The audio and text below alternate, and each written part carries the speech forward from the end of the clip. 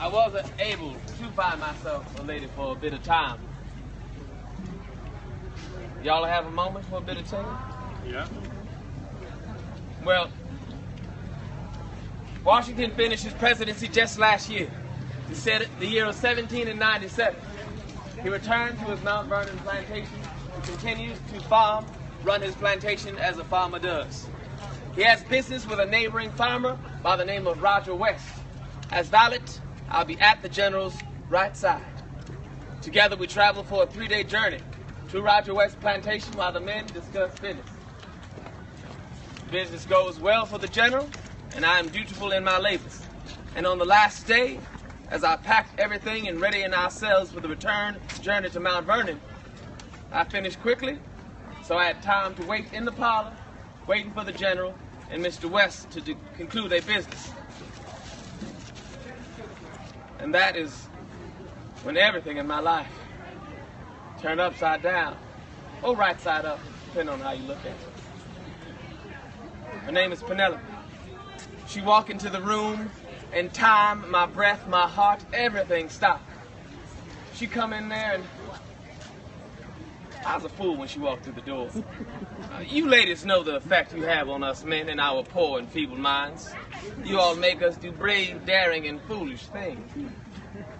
When she come in, I began to stutter and stammer like I had lost my mind. Fortunately for myself, she found it to be quite flattering. After I gained my composure, we had the most delightful conversation two creatures can ever have.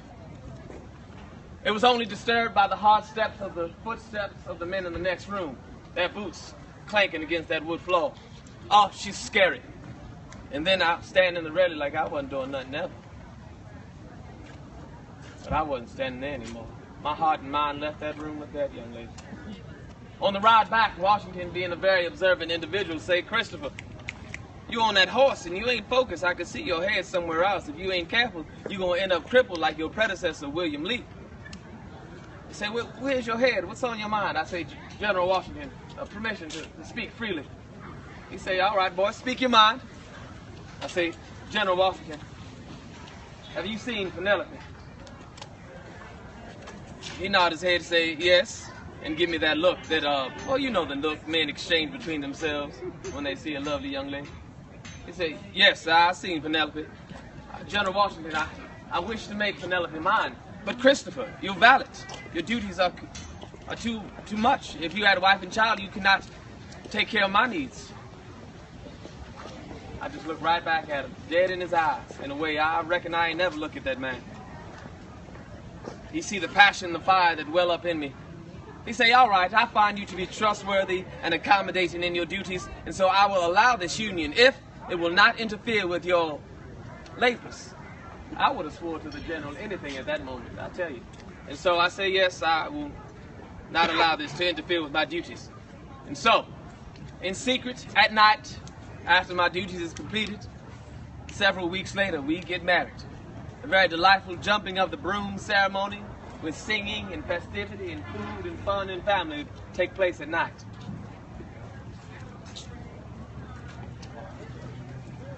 It's very interesting to serve with a man who fought for freedom.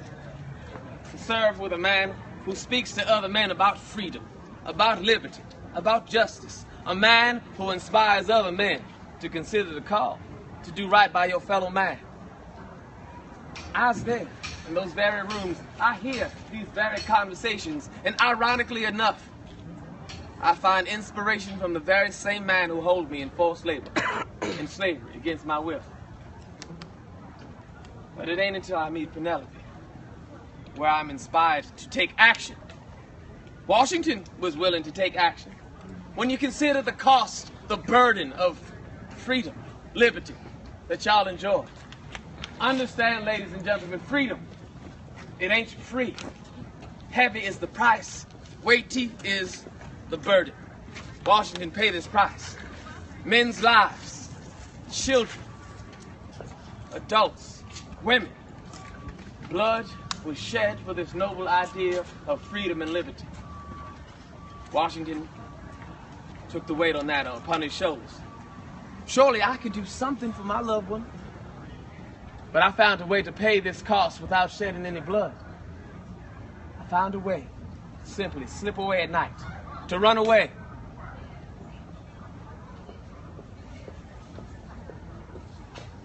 Here I am. As you can see, I was sharing y'all my tale. When I consider the fact that if I have children with Penelope, do you understand my children won't be my own children? This is what we contend with on this plantation. Could you imagine? Your child, your husband, your wife, your son, your daughter ain't yours? Somebody walk into your house in the still of night while y'all nestle in your bed, come snatch your child up, and ain't nothing you can do about it. No matter how much you kick, scream, or cry. This keep me up at night since I've been with Penelope. I must do something. But unfortunately, Washington, General George Washington, found out I was trying to have the same thing that he fought for, that his family enjoyed. Freedom. That's all I wanted. I ain't even wish to shed no blood. And so Washington put not only a firm stop to my hope for freedom, but also to my union with Penelope. It's been some time since I've seen her, and I reckon I ain't ever gonna see her again. They could have sent me out to the field. It's punishment for my labors. But that would have been too much to my advantage. I am now drawn closer to the master and to the mansion. If I was out in the fields, my odds of running away would be increased tenfold. But now I'm closer to the house than ever before. I ain't allowed to go too far without folks looking for me or inquiring for one thing or another. This is what I contend with on this plantation. This is what's happening to our lives here. Any questions?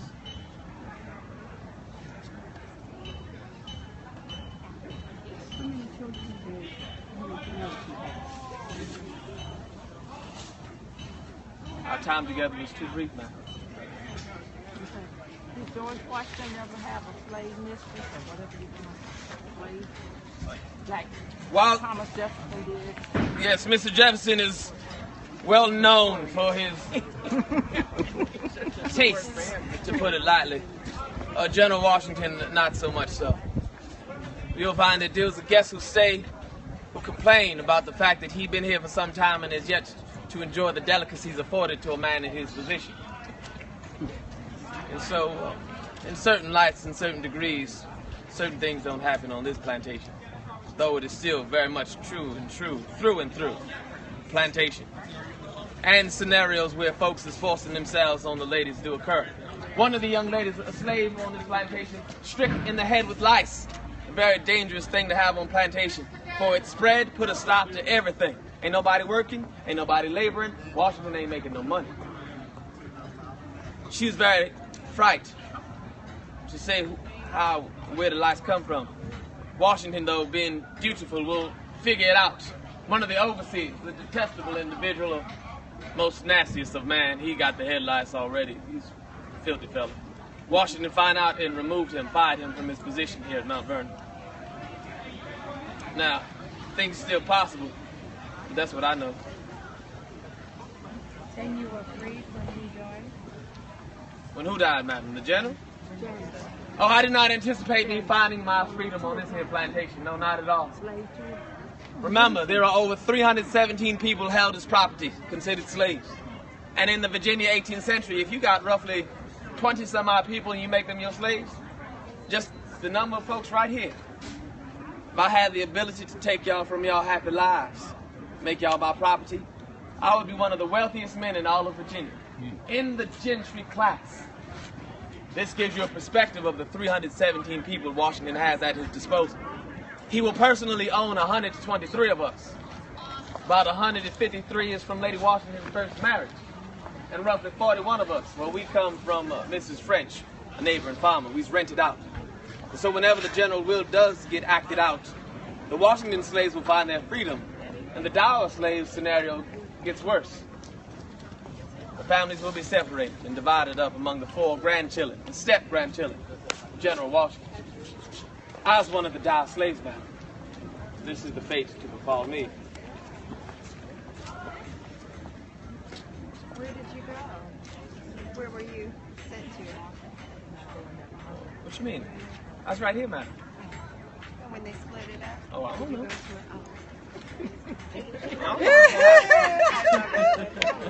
I know no more about tomorrow than the next man. So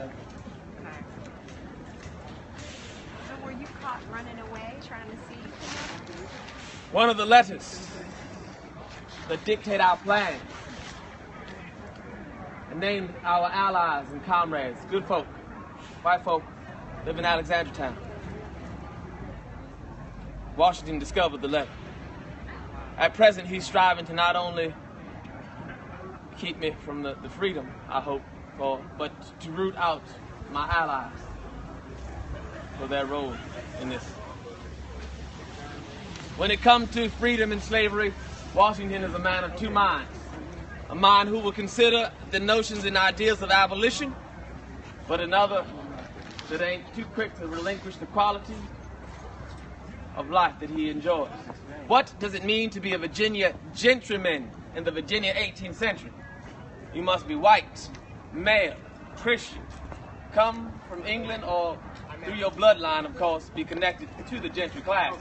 And you come to the United Americas, who at that time, the British colonies. And you are to come to find a good quality of life, where you build your wealth and your status and your position in society. And you have others to labor around you while you enjoy the benefits.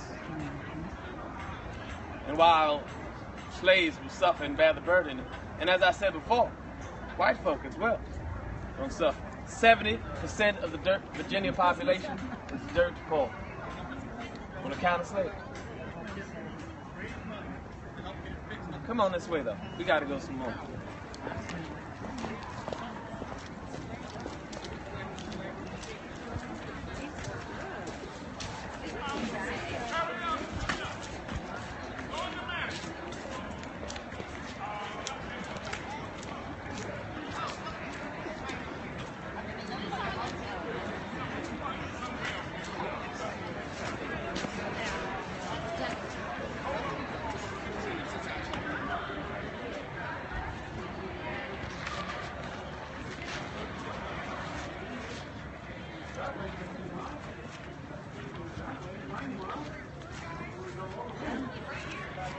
Oh, you're welcome. Christopher Sheelds walking in the valley.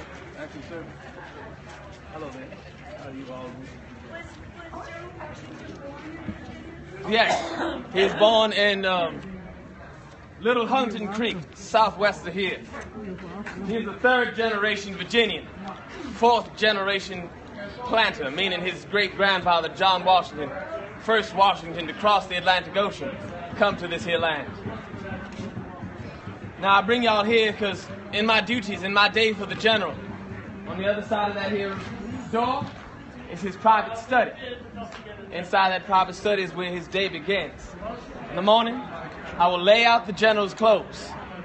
I'm responsible to make sure they're clean. I am skilled with needle and thread, and so if there's a tear in the hind parts of his breeches, I'll mend it so he can continue on his way. I am going to give him a shave with a straight razor. You'll find he preferred to be clean-shaven. I see most of the men here are clean-shaven. That's rightly so.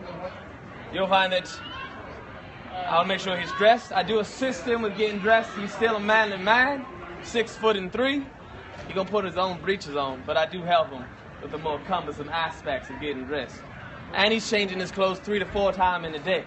His night clothes, his work clothes, his suit for dinner, his night clothes again. Sometime a 5th time if there's a special guest or honored occasion.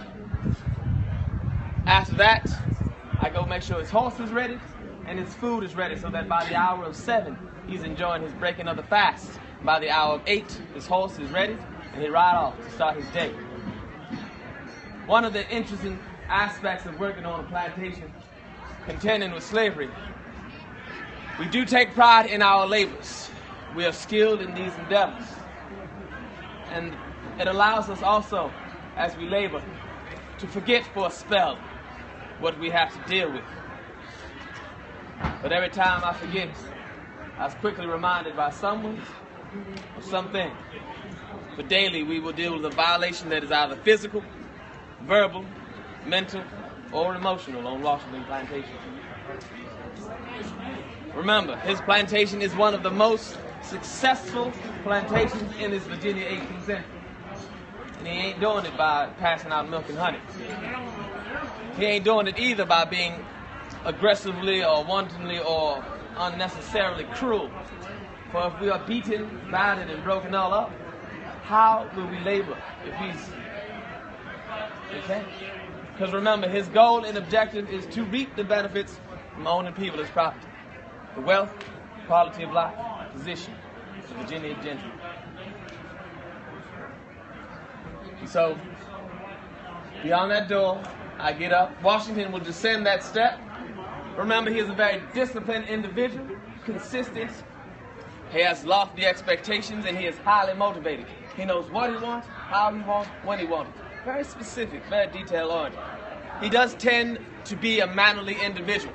Good day, thank you, yes, no, welcome, etc., etc., etc. But he is still a man who fought in a war, led men in battle. And so, of course, he does have that other side. To put it lightly, one guest say he is known to curse the paint off the wall. And so, with the general dressed and ready for the day, off I must go to continue on.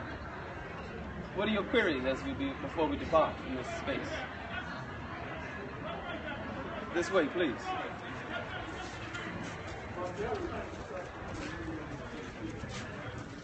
He wrote a book on editing. Yes, he is. He's the valet for George Washington, one of the valets.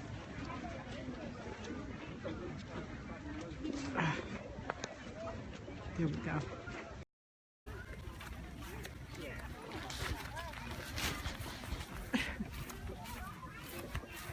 Is it back?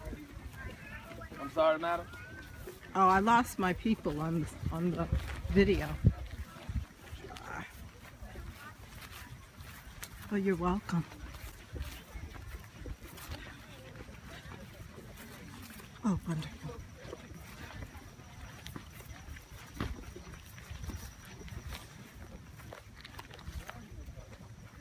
Okay, that's good.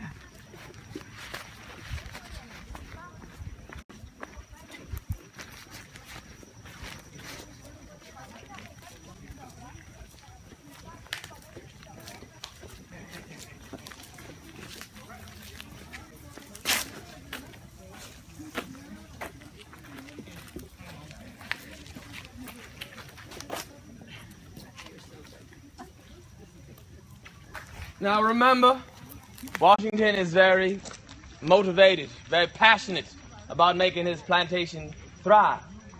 And as a result, he will become one of the best Virginia gentrymen farmers. In fact, his philosophy is that the well-to-do Virginia gentrymen are to take the risks, figure out the most effective, efficient ways to farm, and then share this with the lower class, poorer, which number more, the lower class Virginia farmers. And so Washington will raise the bar, the standard of Virginia farming. To his credit, some of the things he does is he is credited with introducing the mule to the United Americas. During this 18th century time, Spain has the global market cornered when it comes to agriculture on account of the fact that they possess the most efficient farm animal in the world. The mule. You'll find the mule combines the best qualities of a horse and a donkey. You'll find a horse works hard, but it's dumb as bricks. Horse dumb. A horse will work itself to death. A mule, on the other hand, not nearly as hard to work, but it has a very high sense of awareness. If it's too tired, it ain't gonna work. If it's danger, it's gonna stop in its tracks. And so, when you combine a horse and a mule, you'll have the strength and body of the horse and the mind of the mule. Very effective animal. But before Washington, the king decree of Spain is that anybody sharing this with anybody in the world, any other country, the penalty is death. Immediately. King of Spain will send General Washington 2 mammoth jack donkeys. One by the name of Royal Gift will survive the journey across the Atlantic. Washington puts him out to stud. The number of his horses which used to be roughly 120 some odd, will begin to decrease as he increased the number of mules, increasing his efficiency as a farmer. What else? He has the first round barn in the United Americas. Down on the Pioneer Farm, you'll find his round barn that allows for the faster, more efficient shredding of the wheat. What else? Washington will partake in crop rotation. See, some of the errors that the Virginia farmers make around these parts is they'll use the ground, the earth, the soil, and work it till it die. And they say, well, we got enough here in the Americas. We just get up, move on down the road. But Washington finds that's an ineffective way to do farming. And so we will do what is called crop rotation on his 8,000 acre plantation.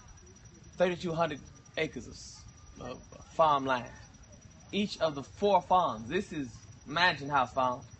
Out there is Dog Run, Union, Muddy Hole, and River Farm. On those 4 farms is where the 3,200 acres of farmland is. On each farm is 7 fields. And every year, one of them fields get laid to rest. We put up fence posts around it. We usher in some of the 600 to 1,000 sheep. Sheep going to do 2 things: eat the grass to the root, to the soil, and also leave behind very wanted gifts. You'll find sheep gifts are quite unique on the fact they don't need to be composted. They will begin to enrich the soil, make it healthy and strong again. Lastly, of course, this structure right here is one of Washington's favorite buildings on his farmlands. His beloved dung repository. You'll find, unlike the sheep, all other animals' gifts need to be composted, turned over and mixed up with this straw and whatnot. And you'll find most Virginia farmers don't want to use fertilizer because their philosophy is, if you use it, your food will taste like it. And so Washington knows better. And you'll find high fertilizer means high quality crop. High quality crop means high quality harvest. High quality harvest, high quality money Washington will reap and put his attitude in the best and the most highest of qualities. And so Washington will raise the standard of Virginia farming. But back to my days later. I come down here to the stable area. The horseless, the men who work this area, already know the rotation, the expectation. Washington is consistent in his habits. He is disciplined, and so everybody already know what to expect. They just make sure everything is ready and waiting. As valet, I can influence things that I was responsible for. Like, most folks got folks who work under them. Nobody work under me, but I work with them. If there's any issue with Washington clothes, his horse, his meals, the things I was responsible for, I can remedy the issue without bothering the general. And everybody, including the general, prefer that I do this. They want to avoid, I don't know what y'all follow or what y'all believe, but most people I know want to avoid their bosses at all costs. Hello.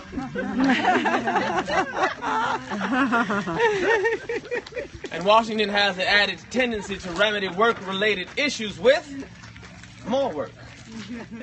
Case in point, the wash house. Arguably one of the harder areas to work on any plantation. These ladies work a 6-day work week, washing and laundering and clothes in the house. And you can always tell the ladies who work the wash house if you can glance at the condition of their hands. The rich, dark color is drawn out, and it turns powder white on account of the lye that they are to be utilizing daily to do the laundering of the clothes. It eats at the flesh as well. Takes some 20-some-odd buckets of water from the pump to here to do a load of laundry. I don't know if y'all know this, but when company comes to visit, they are treated well. They are treated good. They don't want to leave. And you'll find that when you come, all your needs is taken care of, from your horse to your clothes to your meals, even if you fall ill. Some time ago, guests come in a large number, and well, their clothes needed laundering up. Unfortunately, though, these clothes got all mixed up, and well, they were hot. Well, the ladies come to me, Christopher, can you help? And I do my best, but the guests already report to the general complaining and whatnot. And well, Washington had to get up from his study and remedy this work-related issue. I remember he come on down this hill, ever so slowly, ever so steadily, taking each step quite deliberately. By the time he come right here, he don't even address the problem. He just has a solution. He say, from this point on, every single article of clothing you must embroider the initials of every single individual in each piece of material. Y'all don't seem, you seem a little bothered, but not bothered enough. I mean, I'm bothered, but I'm like, wow, that's like, you know, like you said, he just came here and he already had the solution. He didn't even.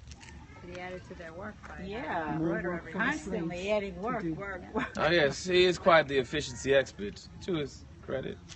And you'll find that, well, I don't think y'all, there's one facet of this that y'all might have overlooked. When you consider laundering the clothes, you'd be hard-pressed if you find a proper Virginia gentleman who took a decent bath 3-4 times in an entire year. Oh my God. That's the better reaction now. Oh my God. Oh no. And so, like I say, remedying work-related issues with More work. more work. Oh my God. What are your queries? I'm sorry. Well, madam, physicians will warn against a full submersive bath.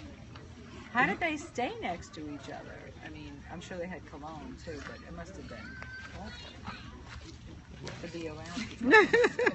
Did they? Smells that way. Yeah, Did that's they right, take after a daily while. wash-ups or every 2 or 3 And days? you thought going to Europe was bad? No. Well, it depends on your station, your quality, position of life. Consider the bath itself. Baths are quite expensive, quite pricey, and most folks don't afford or have the resources. Huge mahogany tub carved out of a piece of wood or oak. Fill up to the brim with hot water. That costs coin, and you typically ain't gonna find yourself getting a bath unless you go to a fancy inn where you can afford to do such, and they have the resource available. Wait, they had to heat up the water. Physician will warn against full submersive bath because I don't know if y'all ever took one and, well, it draw out the essential oils that protect your flesh and whatnot. You're more open to finding yourself ill or whatnot. You ever cut out and you be all dry up? You got to be careful with that business. Now, the lower in class economically, less likely, less frequent. Higher up you go, more frequent. For Washington, in the morning, there's a wash basin, pan, water, rag, bit of soaps.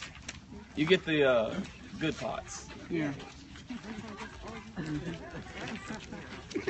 Now, that doesn't necessarily remedy the Virginia 18th century issues. You'll find y'all familiar with what is called a nosegay? No. Yeah, flowers. That's right. It's put to make your nose happy. Young ladies are noted to take small scented arrangements of flowers and gather them together to give it to the gentleman to put it upon their jackets to mask, block their more funky odors. Welcome to the 18th century. Oh my God.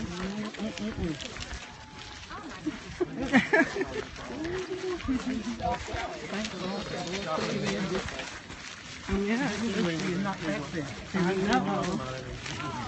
A wedding bouquet. Oh, that's what the wedding bouquet comes from? Okay.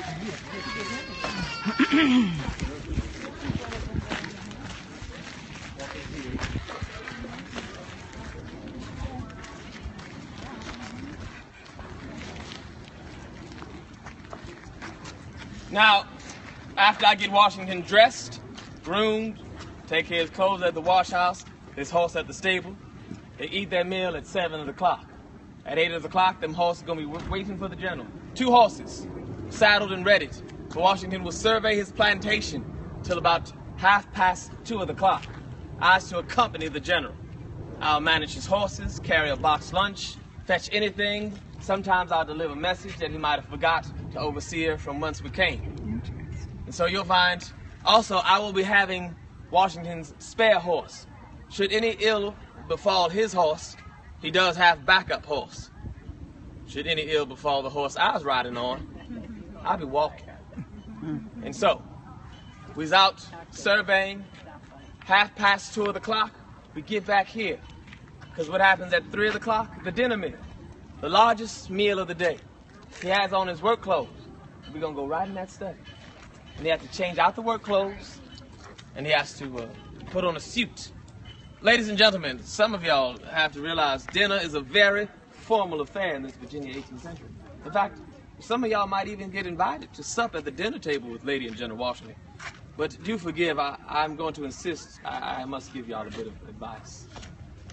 Gentlemen, you all are mostly well enough. Long breeches, shoes, semi-fancy collared shirts. This is well and good.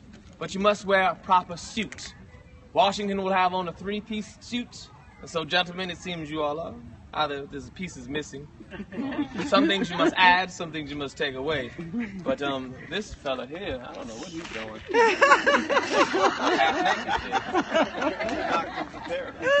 It's quite all right, sir. We had to find you some stockings, sir. Oh man, without stockings, what's going on? And so, Washington will have on a 3-piece suit. Gentlemen, you will have on a 3-piece suit. That's the easy part. Ladies, y'all need a bit more work. It's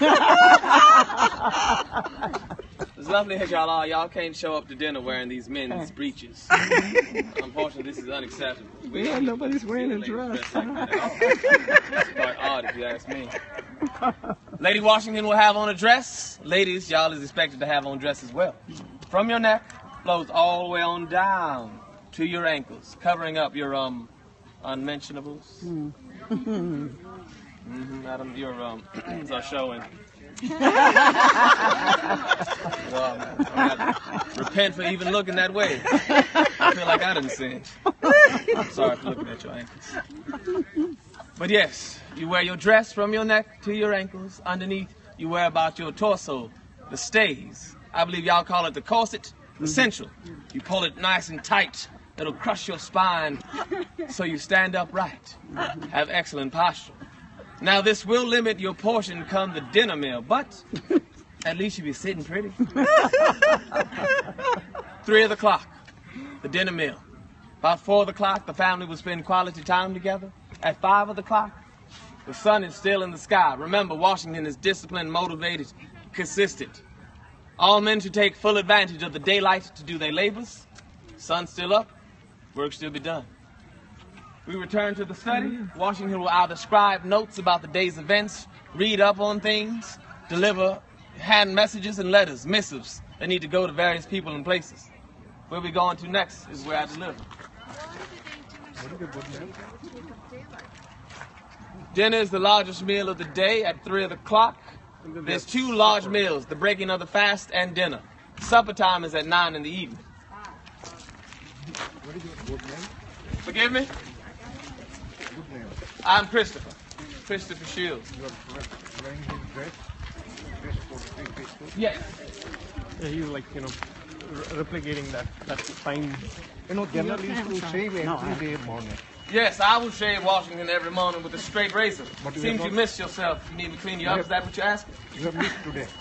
You have missed the shaving. Oh, I've missed my shaving today? Oh, the expectation is not too high on myself. It is mostly with the gentry class, General Washington. You seem to intentionally have missed your top lip.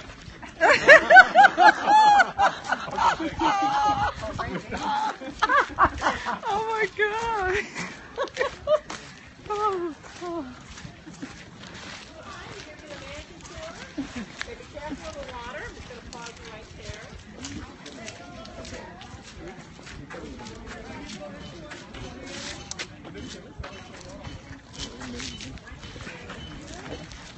I know, that was funny. He is hilarious. You got this history down. How long did it take him to memorize all of this? I don't know. He is great.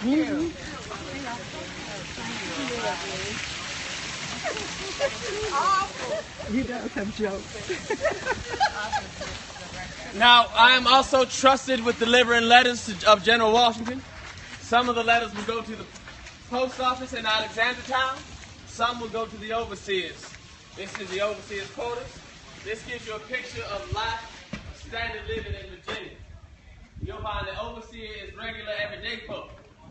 Most families will have a space this size. Remember, 70% Virginia population dirt poor? They live in somewhat like this. In fact, they're living in a house of less quality than this. One overseer lives here. You'll find the overseer's duty is to make sure the slaves do their work. Remember the hierarchy. Washington owned the plantation. Underneath, he has plantation manager. Underneath the manager, there's 5 overseers. 5 overseers because there's 5 farms. Underneath the 5 overseers, the workforce. The overseer's job is to make sure the slaves do their labors and they are allowed any measure necessary. Charlotte was whipped by the overseer on this very lane he walked up and down, to the point her hands swell up and she ain't able to do her labors. He read a letter to the general. I will break her bone, her flesh, her spirit, to achieve the goals and your will of this Mount Vernon plantation. Washington response, you done rightly so, and should anyone else not follow suit, you know what to do. What was Charlotte's job? Charlotte, she's a seamstress, madam.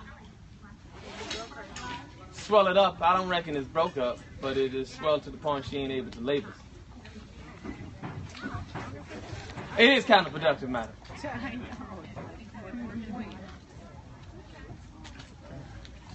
He is George Washington's valet. And so this space also gives you an opportunity to compare and contrast quality of life. The wealth of the gentry class, the general's mansion, regular everyday living, an entire Virginia family, husband, wife, and several children will be living in a space like this. Our last stop that you can compare and contrast, I don't even call it my home. It's just the place I find my rest, the barracks, the slave quarters. This way, if you will.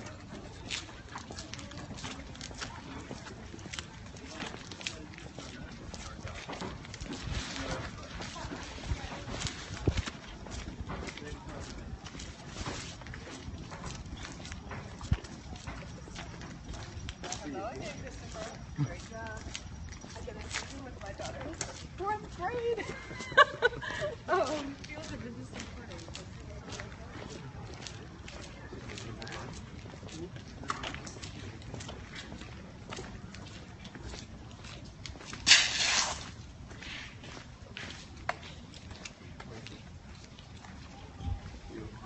Stays.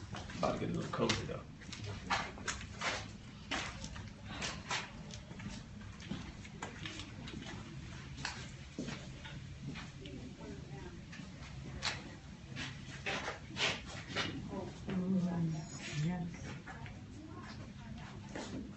These are the barracks. You're to live where you work on plantation. That is the saying. If you work on this farm, you live on this farm. Remember, there's 5 farms. 317 people will be spread out all over the 8,000-acre plantation. Most of us is going to be living in the shacks that don't even look as well as this. Mostly going to be the women and children who work out in the fields. The men are the ones who have the trades, the skilled labors. And so during the 6-day work week, most of them going to be on Mansion House Farm. And during the 6-day work week, they ain't allowed to raise their children or see their loved wives. Because this is where they're supposed to stay until Sunday. It's a 10-bunk bedroom with 20 to 30 men come to sleep and live. Bed made out of straw over there. Blanket. 2 to 3 till bed at time. When I'm relieved of my duties about 9 to 10 of the clock, the room already fill up with men. Sometime I'll sleep on the bed, sometime I won't. This gives you a picture of the lives we live. Just the living condition alone. There's the mansion to compare and contrast. The overseer's quarters to compare and contrast. And here. And those other 2, at least they are able to choose. This is where we are required to live. You could always meet the family. They were close by. 5 miles away, 2-hour walk by foot. Ain't nowhere close by at all. Close by. Yeah. You'll find that there's this thing called night walking. Sound like what your suggestion, which is if you want to see your wife and child for whatever reason, you slip away at night. Washington don't like for this to happen, because that means you come back the next day, you're tired from your labors. Standard was not bad, very good. This is very good. The structure. 2 years, 200 years. I agree. This is the structure of the building. I do agree. Brick floor, brick wall, wood ceiling, 10 bunk beds. It is built to the letter, to the detail of a military-style bunk bedroom. So the structure is quite sound. But when you put 20 to 30 men in here against their will, it changes things very fast indeed. Please, let's exit outside. Sorry, y'all only been in here for 2-3 minutes. I'm sure y'all ain't comfortable with it. Imagine if this is where you live. Let us put some closing remarks on this conversation, ladies and gentlemen. So you all were able to walk a bit in my shoes, to see my life, to see Washington as I see him through my eyes. And you'll find, please, madam, this way. Sorry. Oh, you're quite all right. Come on, girl. You'll find that we don't need to argue about slavery being right and wrong. Everybody, you got some moral compass in you. No, it ain't well at all. No, that even here at Washington Plantation, I have yet to meet a guest who would be willing to sacrifice their life, the condition, the quality, no matter how hard or whatever. And no matter how much they love and appreciate General Washington, I ain't yet to meet a sane individual who's going to say, I'll be one of Washington's slaves. To relinquish your freedom, your ability to choose and life. Another man's will and controls you, his temperament. You must. This ain't even right for humanity. And this is where you find me, living this life. Serving with a man who talked about freedom and justice. A man who, when he was younger, slavery was everyday business, nothing for him to think twice about. Then he fought in the war for freedom and independence.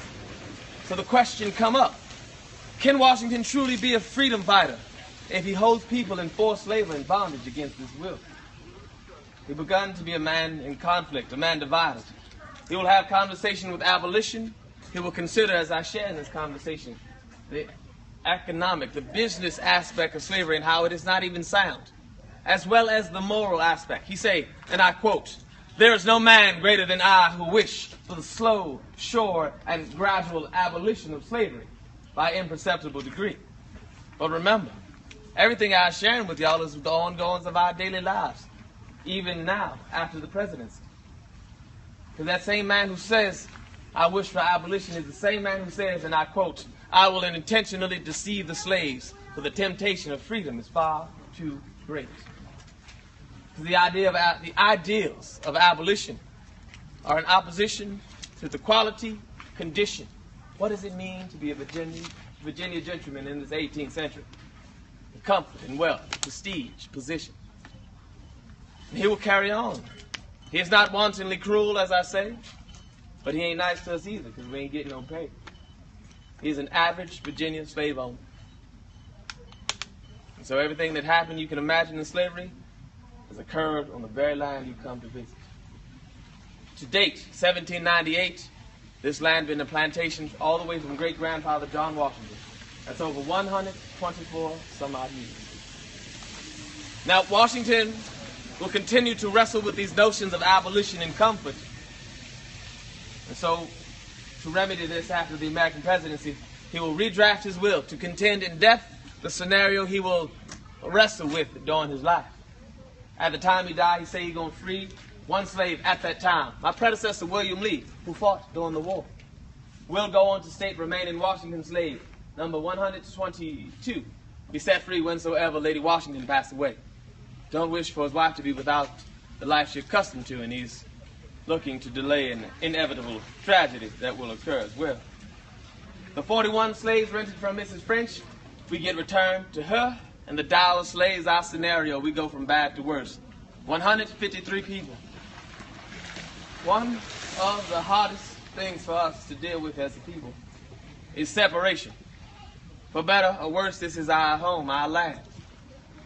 But to be separated from your wife, your husband, your children, your loved ones, that is the hardest burden to bear. And so the 153 dial slaves will be divided up among the 4 grandchildren from Lady Washington's first marriage. I am one of the dial slaves on this plantation. This is the law. This is what the law has for me. So what keeps me going? How do I maintain in this world where the color of my skin is determining my fate? No matter how hard my contribution is to the general, no matter how dutiful I am to him, still to be treated like such in a manner no one wants to be treated. I've been with Washington. I've seen something that gave me a flicker of hope for this nation. A brief bit of light. Y'all familiar with the American Declaration of Independence? I seen it myself with my own eyes. You know, with John Hancock, big old handwriting. We hold these truths to be self-evident, that all men, and ladies of course, are created equal, endowed by their Creator with certain inalienable rights. Among these are life, liberty, and the pursuit of happiness. My belief is when this country ever truly live up to these lofty, most beautiful ideals, that this country can truly become what it ever ought to be. Live up to its destiny, to be a beacon of hope and light, not just for the nation and its people, but to be a guiding path in the upcoming darkness. Our great calling, our duty to the entire world. My query is, which generation is going to get it right? And so with that, this is where I leave you all. You've seen my life. You've seen the general through my eyes. You all take care now. Oh, thank you. Thank you. Thank you, sir. Well, if you all have any lingering queries, I'm at your service. I will take my leave slowly. But our time officially is concluded. Thank you. Okay. Travel well. Thank you.